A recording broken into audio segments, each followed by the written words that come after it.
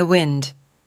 It was autumn where Guthrie resided, and today, on the ocean cliffs not far from his home, was an ideal place for a beginner or intermediate keeper of the element to train.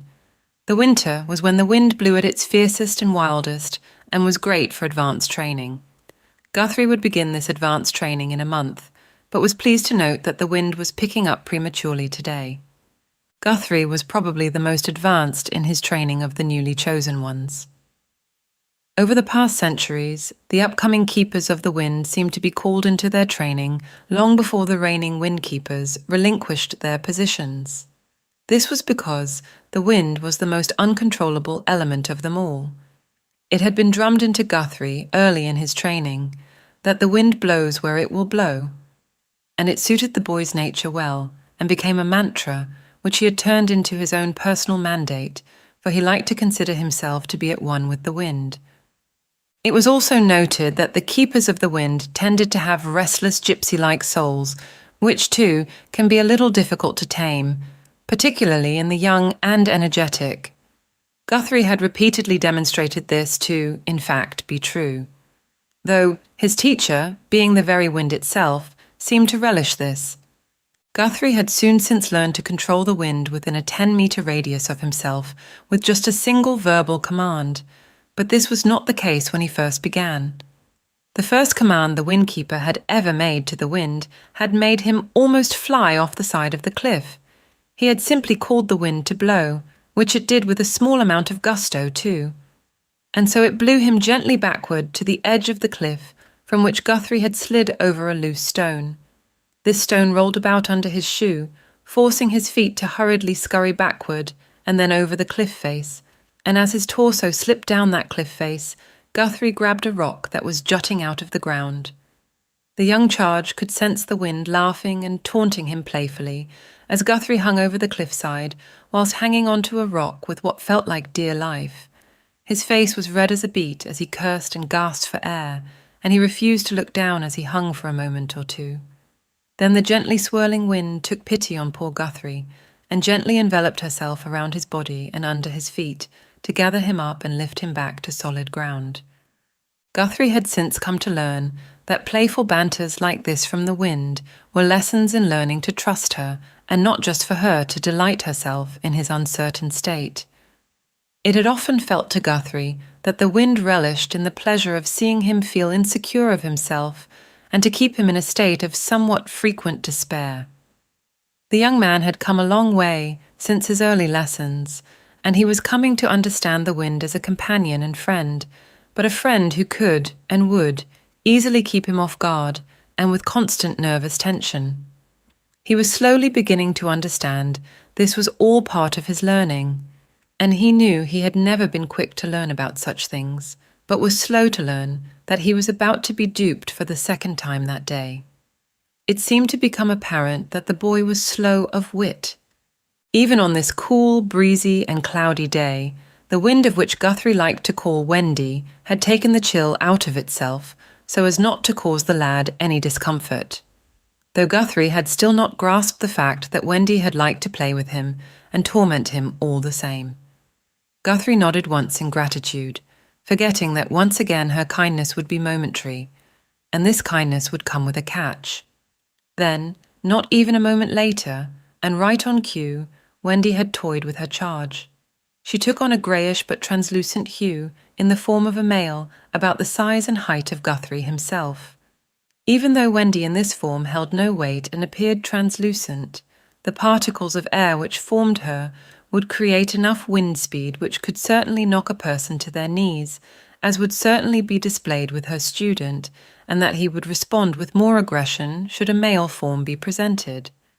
Wendy gave a jab to Guthrie's right cheek, just firmly enough for him to need to adjust his jaw, and he lifted his hand to rub it. "So you want to play, huh?" He grinned. The wind responded with a hook to Guthrie's cheek, which collected his nose, and he shook his head, laughed, and felt the blood drip from it onto his lip, which fell onto his shirt. He wiped the blood away, just in time to receive another hook on his other cheek. Despite his dizziness, he powered through, roared, and made a sudden move, but Wendy foresaw his action, changed form, and skillfully avoided his attack, leaving him vulnerable and causing him to lose his balance and tumble. He heard faint, breathy laughter and lay his bloody cheek on the dirt, which melded with the blood on his face.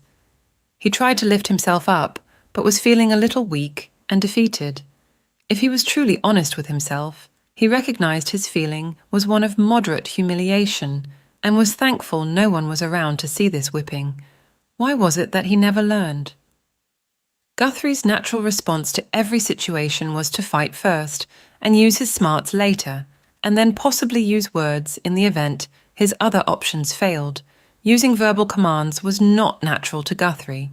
He knew that he better learn his verbal cues soon, or he was going to be in for some trouble.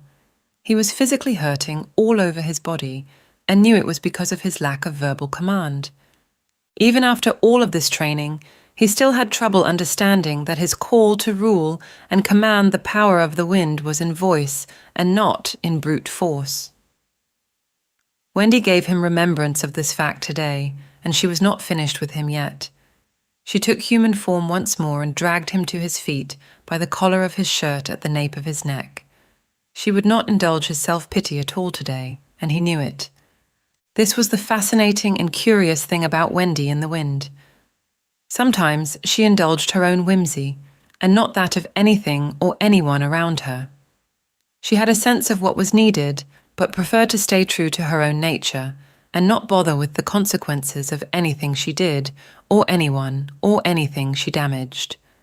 Occasionally, Wendy, the wind would indulge the needs of the environment about her by sharing a little breeze on a scorching hot day. She would also indulge those poor souls that travel on a cold, dark night by the removal of fog to light their way and do other such things. It had always been her preference to show her kindness in the most subtle of ways. Along with this, Wendy also understood the need to train her charges well, and this was the only time she put others' needs or desires above her own, hence by showing Guthrie small amounts of reprieve by the occasional act of kindness.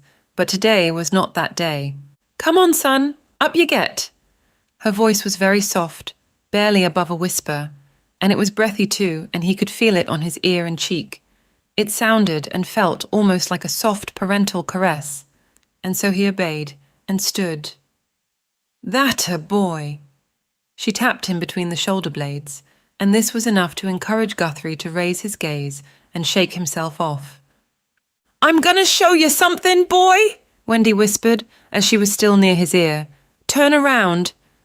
Something stirred in the pit of Guthrie's gut. He no longer felt Wendy blowing on his neck and ear. The temperature had dropped a degree or two, and there was some change in the atmospheric pressure around him, and the wind had come to a standstill.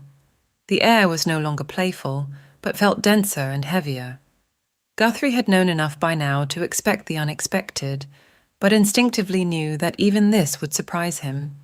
He remained unmoved on the spot for a moment or two, taking in his surroundings.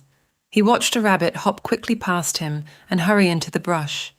The sky itself had turned a steel grey and cast a hue over the cliff range and the sparsely scattered trees. Wendy was adjusting the atmospheric pressure of the area around her and creating soft grey-coloured clouds. The mood of the cliff top had changed.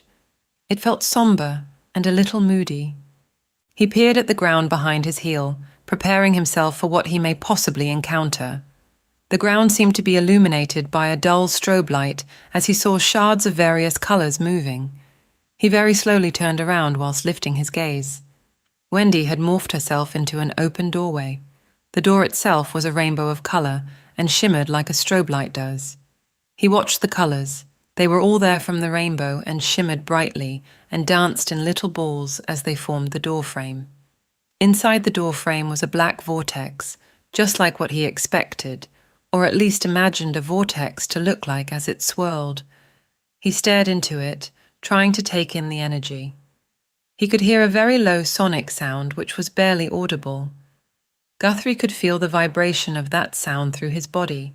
It reminded him of the reverberation of loud drums when he stood under the speakers of a loud concert, only this was much slower and quieter, and the whirring was at a much, much lower frequency.